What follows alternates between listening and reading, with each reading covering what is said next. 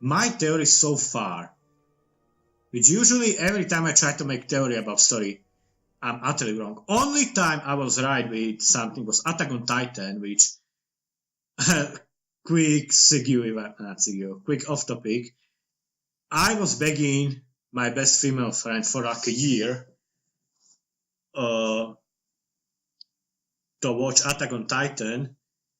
Then one day she comes to work and, oh my god, you were right with Attack on Titan. The show is so great. You watch it? What episode are you on? And she's like, I finished whole episode and read all of a manga. It was all that was available at the time. I go, shit, I'm not cut out the manga. So she went from a year of me convincing her to try to make her watch Attack on Titan. We got to her just going through within, I don't know. She must be like over weekend. She watched all of it and read all of it. Which no fucking shit. It's one of the best shows ever and one of the best mangas ever. One of the best stories in general. That one time, I'm not spoiling anything. Don't worry. For those of you who cover their ears and jump out of the window, I have theory. Before I read manga, I have theory.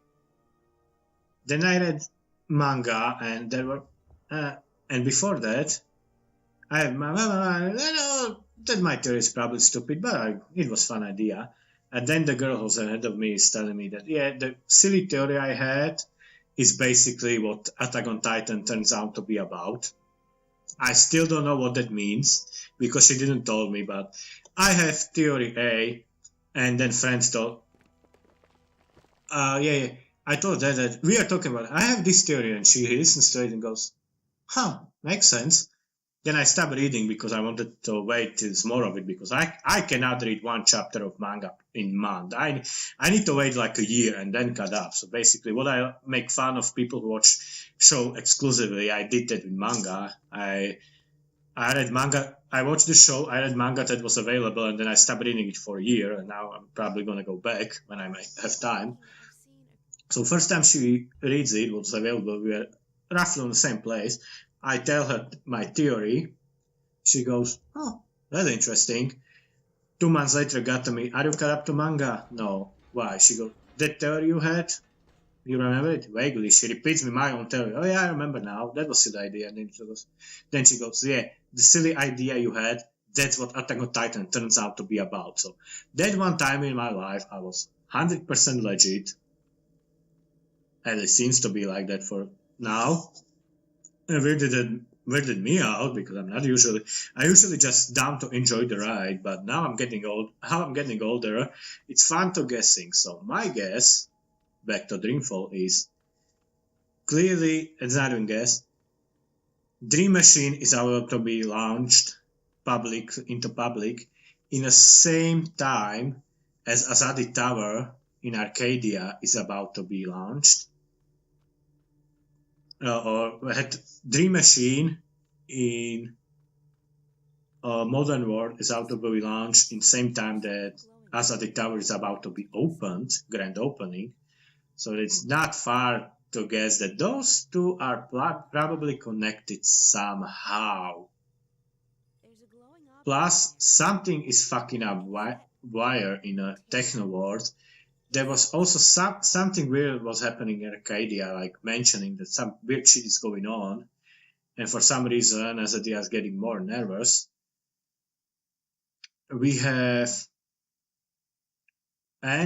also, so my theory, first theory that I have, that Prophet that April is chasing around is shifter and can go between universes. So what April is and what they thought Zoe is, but apparently isn't, person like April who can go in between universes. My theory is that, first theory, that Prophet can go in between universes.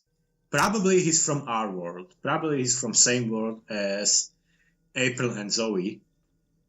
He goes to Arcadia, finds out about magic there, brings it back to Voticorp, tells Voticorp, and gives Voticorp idea to make Dream Machine. Then he goes back to Arcadia, or let me finish. So my theory that this Prophet guy is shifter, probably from our world, from Modern World. He goes to Azadis, show them, probably flash their smartphone in front of their faces, and they'll get down and suck his dick. So he convinces them, probably technology and knowledge from our world, that he's prophet. Convinces Azadi to work for him. That hence the prophet. Your hyper-militaristic, hyper-religious empire falls on knees in front of this guy. Gave him knowledge, they gave him access to... They say that magic is illegal, but it's connected to ghetto, so probably either takes knowledge from arrested magicals or takes knowledge from Asadi and World of Cardia in general, brings it back to Woticorp, and then he brings it back to our world, gives it to Woticorp, and they start working on Dream Machine. That's my theory. And even if I'm wrong, like I guess, when I was a kid, I refused to guess stories because I would be just so angry when I didn't guess it right. At this point, don't even care if I'm right. It's fun to guess. So my guess is that our prophet, our villain, is Shifter, who's controlling both worlds, or is trying to control the world. Motivation, I don't know. Either take over the world or destroy it.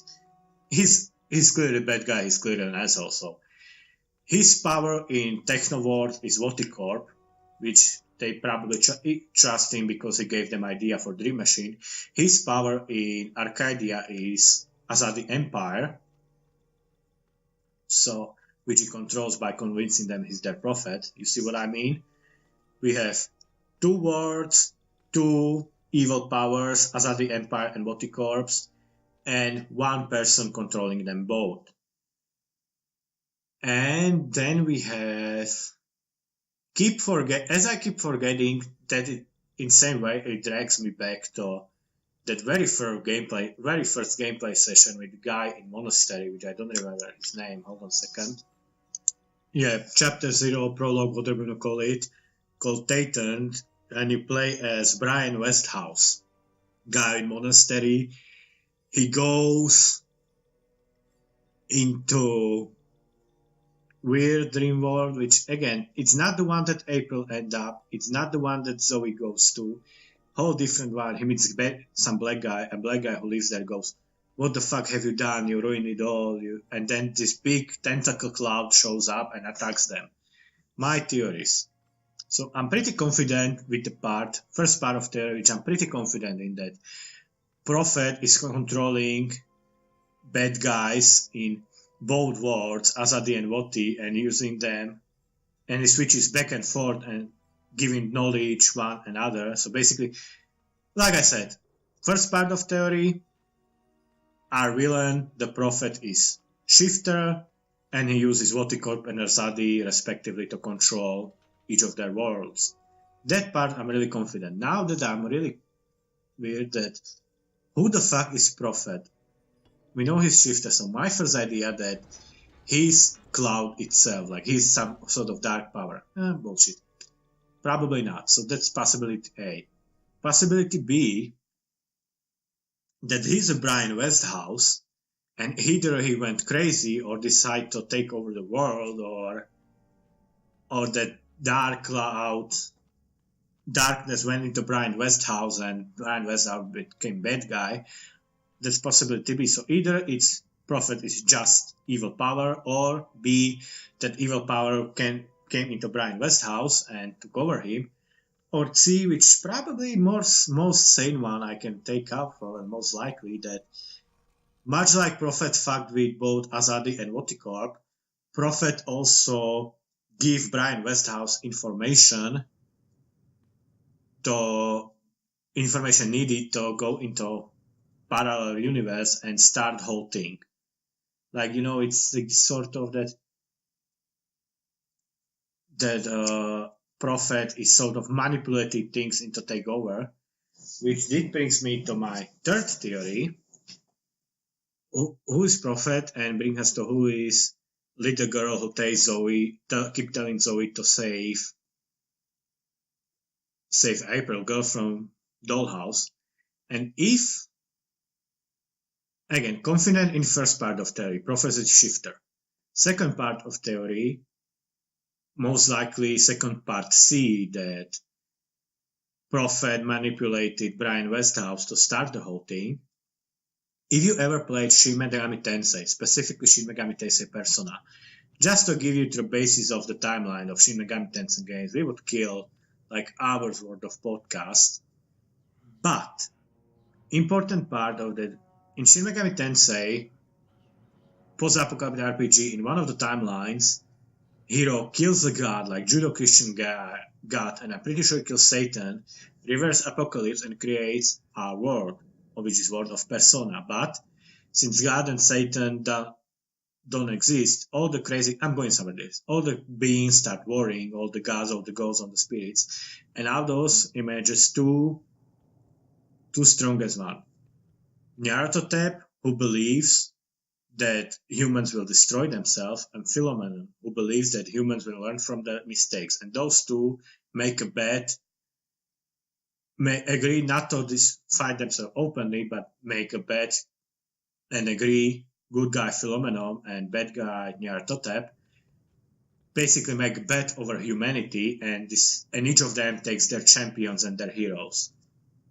Why the fuck I'm talking about Persona? Because all the Persona RPG, Japanese JRPG Personas, Japanese JRPG is Persona 5, Persona 1 to Persona 5. In Persona 1, Persona 2, Philomenon straight up shows up and tells you, okay, I'm taking you, you will be my hero and you will save the humanity. So Philomenon is the one who makes main character into hero.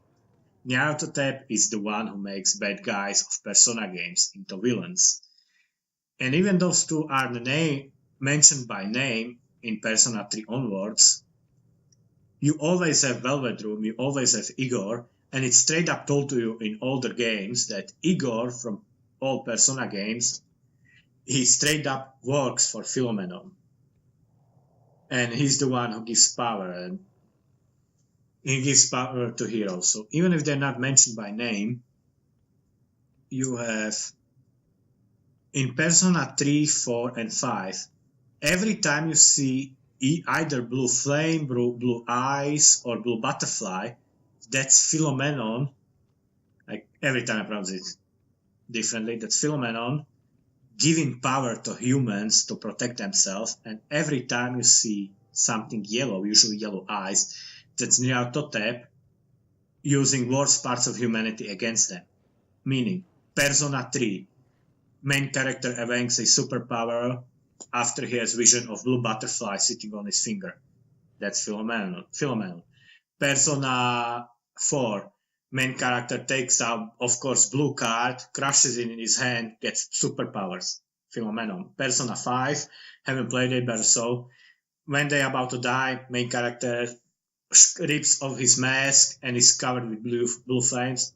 Philomenon. And similar in all those games, shadows in Persona 5 and bad guys in general. Shadows in Persona 4 and bad guys in Persona 5 all have yellow eyes. That's Nyarlathotep. Why I just gave you 5 to 10 minutes long summary of underlying secret story behind all Persona games? Because that's my third theory. Not that we're playing Persona, but my theory, again, quick summary. First theory, bad guy, the prophecy shifter. Second theory, shifter give information to Brian Westhouse to start the whole thing.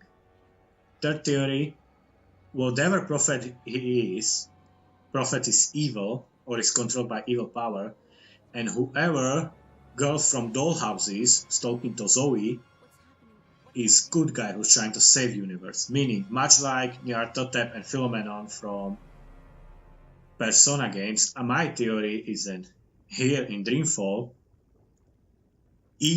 some evil power is taking all the bad guys they can use, like Prophet, either Prophet or they're using Prophet, and Prophet in turns using Azadi and Woti. So evil power is using all the bad people as their puppets. Meantime, a girl from Dollhouse is using all the good people as their puppets, so far being April and Zoe. Girl from Dollhouse is telling Zoe to save April, still don't know what that means. In the meantime, let's get back to Zoe, speaking of. Alarm goes off she needs to bail fast. Alarm goes off.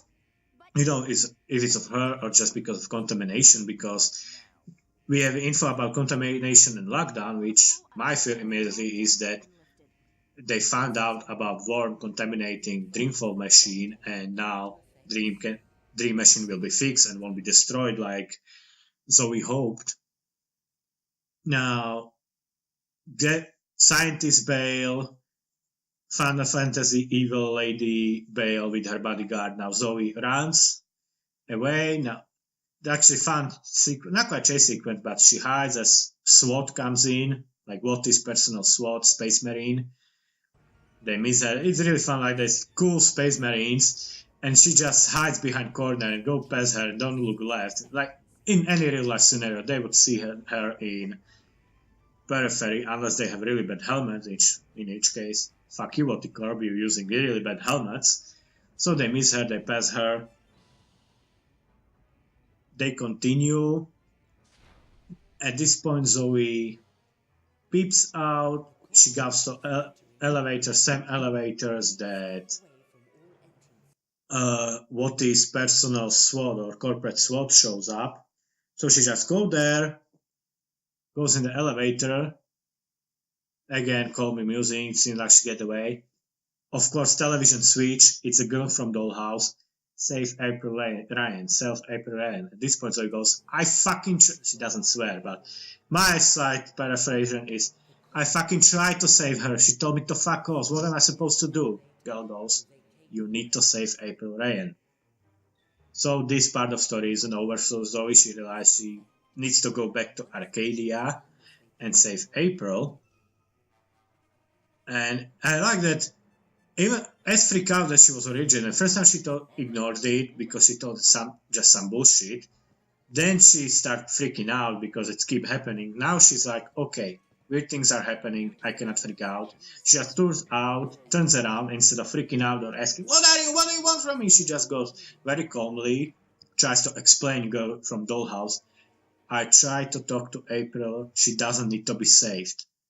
Then the girl in Dollhouse stopped talking for a second, as if she's thinking about it, and then she goes, you need to save April Ryan. As if Zoe gives her a report, because it seems like girl in Dollhouse, it just like stuck record and goes, save April Ryan, save April Ryan.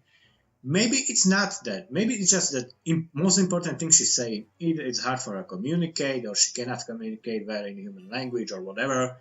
Either way, girl in Dollhouse is told by Zoe that April doesn't need to be saved. Then girl in Dollhouse stops for a second as if she's thinking about it, and then she goes, save April Ryan. Meaning, no, whatever you think, you need to save April, or else you're fucked.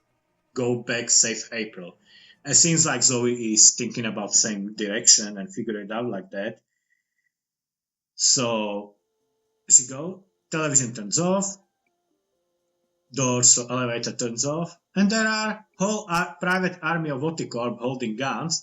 One of them aims at Zoe and shoots, and then door closed again, and she goes higher.